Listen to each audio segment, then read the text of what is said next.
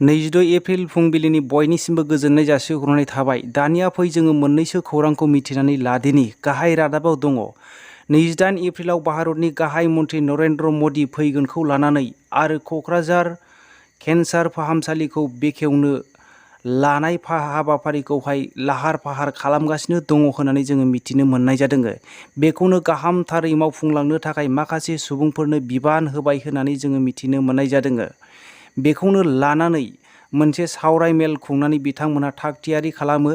बेवहाय लोगो लादों एमएलए लरेन्स इस्लारि, एमएलए जिरन बसुमतारी, इएम अरुप कुमार दे, गोबां एमसिएलए आरो ओनसोलनि मोजां सुबुंफोरा बाहागो लानानै थागथियारि खालामो आरो बिथांमोनहा बे सावराय मेलखौहाय जाफुंसार होलाङो होननानै जोङो मिथिनो मोननाय जायो। 22 बोसोरनिफ्राय वान्टेड जानाय लश्कर-इ-ताइयेबा उदखारि हान्जानि आफादगिरिखौ मैया गावथारनो हानाय जाबाय। बिनि मुंखौ आथांकि याकुब खांथुर होननानै मिथिनो मोननाय जादों। बिनि मुङावहाय 22 बोसोरनि गेजेराव 12 लाख सोरबा हमनानै होनो हायोब्ला बेबायदि फोसावनानै होदोंमोन। नाथाय 22 बोसोरनि गेजेरावबो बेखौ हमनो हानाय जायाखै।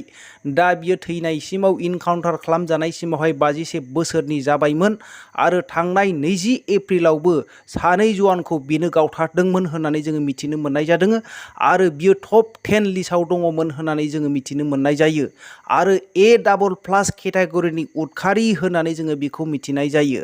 मिथिनो मोननाय बायदिब्ला बे बोसोरनि गेजेराव 2022 मायथाइनि गेजेराव बे हान्जानि उदखारिफोरखौ 60निबो बारा उदखारिफोरखौ गावथारनो हाबाय जवानफ्रा होननानै जोङो मिथिनो मोननाय जायो। मैया गसाइगाव हारापुट्टायाव सान्थालि आदिबासि आरो उराव आदिबासिफ्रा आदिबासि स्टुडेन्ट इउनियननि दैदेननायावहाय बिथांमोनहा सोमावसारदों। एसटिखौ थाबैनो होनांगौ होननानै बिथांमोनखौ बागानिया मर्यादा होनो नागिरनायनि अनगायै बिथांमोननो थाबैनो एसटि होनांगौ होननानै बिटिआर सरकार आरो आसाम सरकारनिसिम दाबि दैखांदों आरो बिथांमोनहा फोरमायदों दि बिथांमोनहा थाबैनो होआब्ला रासिननिफ्राय रासिन सोमावसारलांगोन होननानै बिथांमोनहा खौरांनि गेजेरजों फोरमायदों। पुलिसजों हमजानाय जगदीश मेवानीसखौहाय जामिन होनाय जाबाय।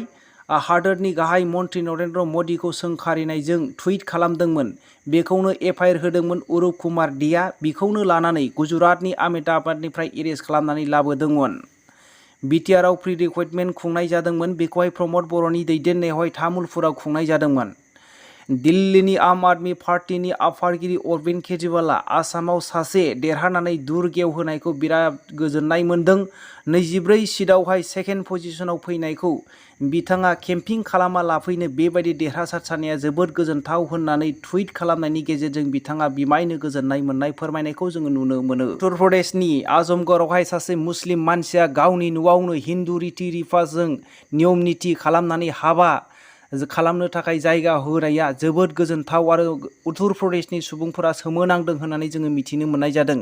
मिथिनो मोननाय बायदिब्ला हाबा जागोन हिन्जावसाया कभिड-19 जों बिफा थैजानानै न' गैयामोन आरो न'आ उसुबिदामोन। बिनिखायनो जायगा गैयिखाय सासे न' खाथिनि मुस्लिमा गावनि न'आवनो हिन्दु रिति रिवाजजों हाबानि मन्दप खालामनो थाखाय फ्रि जायगा हगारदों होननानै जोङो मिथिनो मोननाय जादों। बियो बिमायनो गोजोनथाव खौरां। जाथि धोरोम नायालाफैनो बियो गावनि न'आवहाय बेबायदि हिन्दु धोरोमनि रिति रिवाजजों हाबा खालामनाया। 5 आगस्ट 2019 मायथाइयावहाय जम्मु आरो काश्मीरावहाय आर्टिकेल 370 खौ बोखारनायनि सायावहाय फैगौ जुलाइयावहाय सुप्रिम कर्टआवहाय सावरायनाय जाफिनगोन होननानै जोङो मिथिनो मोननाय जादों। सुलुङाव मिथिनो मोननाय बायदिब्ला गोबां सुबुंफोरा हेंथा होगासिनो दङ। बिनिखायनो बेखौनो नायफामफिननो थाखाय सावरायनाय जागोन। 7 जाजफोरनि नुजाथिनायाव बे सावरायनायखौ थि खालामनाय जाबाय होननानै जोङो सुलुंनिफ्राय मिथिनो मोननाय जायो। मध्य प्रदेशनि टिकनगढ़ जिल्लायावहाय जौ लांफुबाय थानाय माखासे हान्जाफोरखौहाय एरेस्ट खालामनायनि जाहोनाव माखासे हान्जाफ्रा फैनानै पुलिस थानाखौनो घेराव खालामनानै लावथि आरो अन्थाइफोर खुबैनानै पुलिसफोरखौ साबा दोखो दोखो बुनानै गालाङो आरो अन्थाइफोरजों खुबैनानै गालाङो होननानै जोङो मिथिनो मोननाय जादों। दा पुलिसफोरा साबा आघात जानानै फाहामसालियाव लांनानै फाहामथाय होगासिनो दङ होननानै जोङो मिथिनो मोननाय जायो। आरोबाव नैथि खेबनि थाखाय रानिं राष्ट्रपति जानो हानाय फ्रान्सआव एमानुएल मस्क'आ 58.6% भट मोननानै देरहासार जानो हायो आरो मरिन लपेनआ 47.5 भट मोननानै जेननो गोनां जायो। देरहाखांनायनि उनावहाय एमानुएल मैक्र'आ बेबायदि बुंदों दि आङो खालि देरहानायनि राष्ट्रपति नङा, गासै हादरनिनो आङो सासे राष्ट्रपति, गासै जेननायनिबो देरहानायबो आङो सासे राष्ट्रपति, आङो फ्रान्स हादरनि थाखाय मोजां हाबा मावलांगोन होननानै बयनिबो सिगाङाव बिथाङा समायखिरा लानायखौ जोङो सुलुंनिफ्राय मिथिनो मोननाय जायो। दिनैनि रादाबा एसेनोसै। रादाबखौ जोबनायसिम खोनासंनायनि थाखाय बयनिसिमबो साबायखर थाबाय। अन्नानै रादाबाव गोदानै फैदोंब्ला लाइक खालाम आरो साबस्क्राइब खालाम। जै बर' हारिनि जै।